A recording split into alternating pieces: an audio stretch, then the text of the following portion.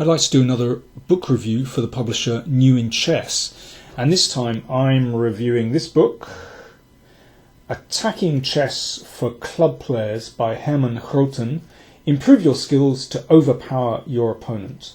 So Attacking Chess for Club Players by Herman Grooten, or as we'd say in the English-speaking world, Herman Grooten. This is a follow-up to Herman's book Chess Strategy for Club Players that was published in 2009 and is an excellent book. You can see I've got markers on the top of it where I want to remind myself of good examples that he's chosen. Herman Grooten is a very, very experienced trainer in the Netherlands. He works for the Dutch Chess Federation. He's an international master, and he has his own chess school as well. And so he's very, very experienced and has clearly thought a great deal about how we learn, how we study, how we play chess, and he's broken down those skills and given us some very nice examples and exercises to do that develops the kind of skills that we need when we're attacking. I found it a really stimulating book. There are some of the puzzles were really good fun to try to solve, and there are also some quite original ideas that he has in helping us to learn. Maybe the best thing is if I show you some examples that he gives, and you can have a go at solving them and see how you get on. So in this position, he's illustrating one of his ideas with a study. This is from 1901. A golden oldie. It's white to play and win. So how would you win from this position? Maybe you can always pause the video and have a go at solving it yourself. If you're struggling with that, then let me break it down a little bit.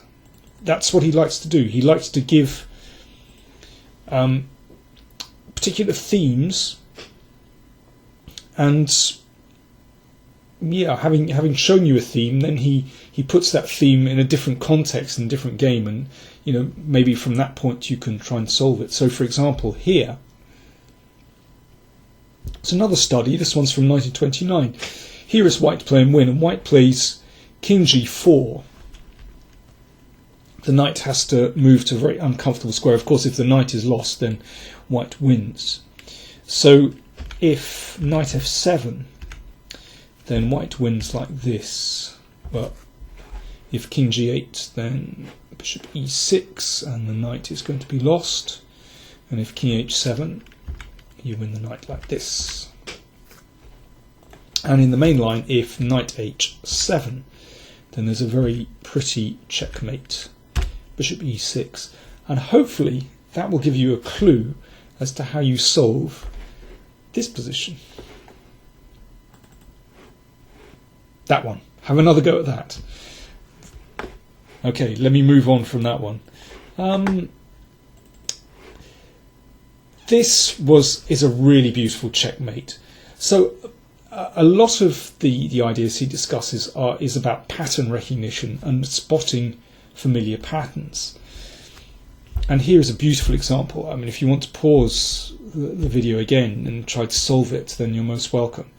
There is a very obvious attacking move here, and that's knight f6 check. But this is really only the start of things. Let's see how things develop. So obviously a mate is threatened on h8.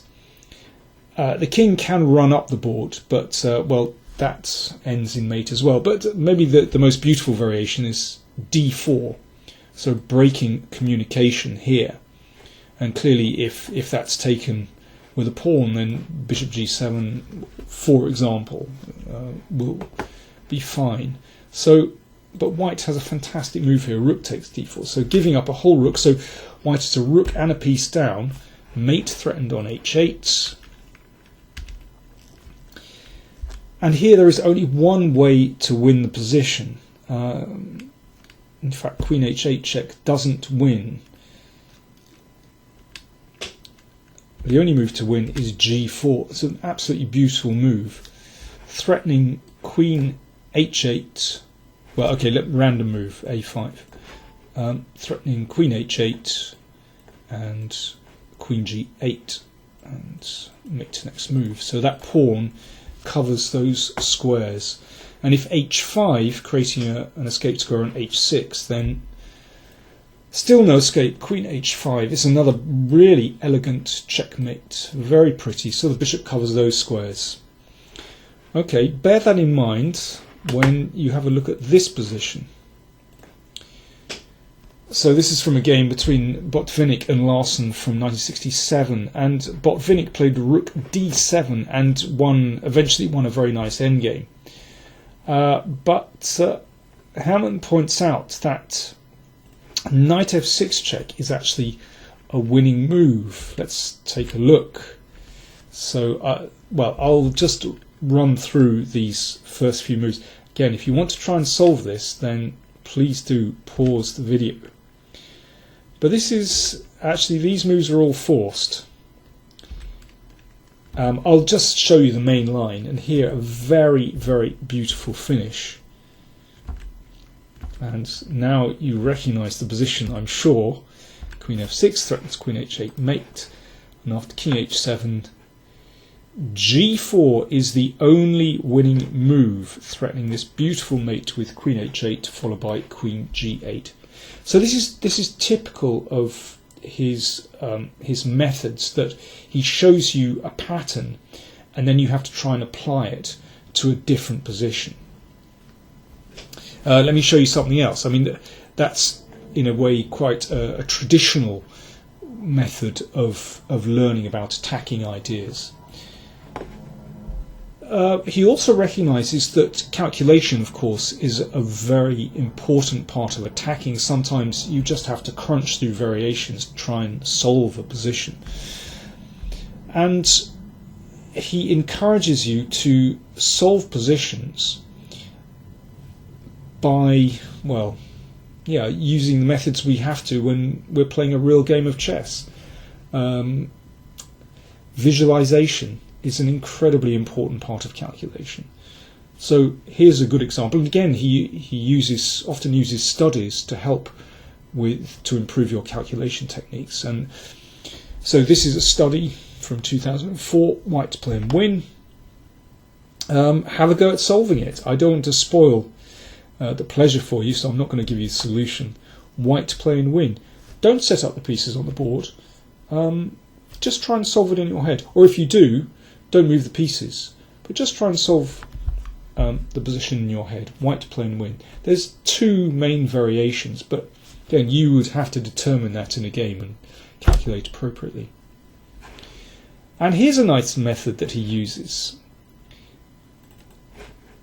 So in this position, he asks you to place a white queen and knight on the board in such a way that the black king is checkmated. So you don't have to move the pieces as such. You don't have to find a variation. Just place a white queen and a white knight on the board in such a way that black's king is checkmated. It's a really nice method and gets you thinking about patterns. And once you see these patterns once, then they often crop up in your games. This is a kind of technique that I use a lot in when I'm training with my pupils, and well, I use them on my DVDs as well. So I like this kind of method very much. I can't recommend this book highly enough. I really enjoyed it. I should also say that Herman writes really well, really nicely, and there are some great anecdotes in there as well. There's a fantastic anecdote about a game between Garry Kasparov and John van der Wiel, and shows Kasparov's character very well indeed. But there are lots of nice anecdotes all the way through. It's not only a very instructive book, but it's really good fun to read as well. So here we go. Let me show you the title again. Let me move it a bit closer. Attacking Chess for Club Players by Herman Grooten or Herman Grooten. Improve your skills to overpower your opponents. $29.95 US, €27.95, and available online from newinchess.com.